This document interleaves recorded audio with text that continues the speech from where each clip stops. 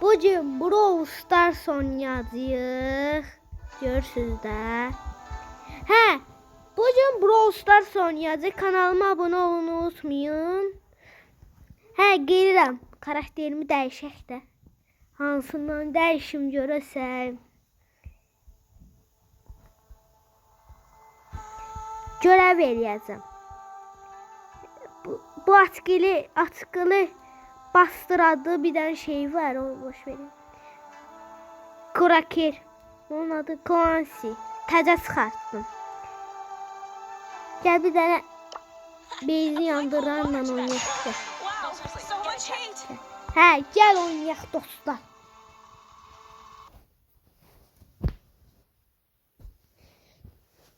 No, oyun nala açılacaqsan? Axır çatıldı.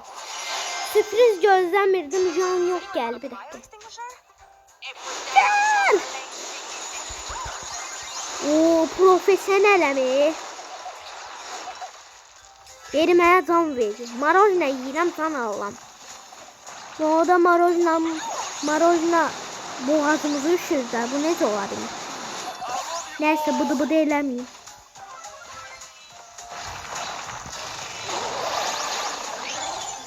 Sıçan gel buraya. Halal olsun oğlum. Ya bir şey fırlat da.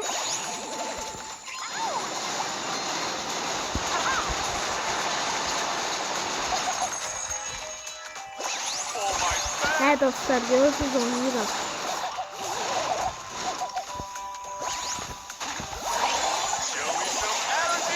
Gel.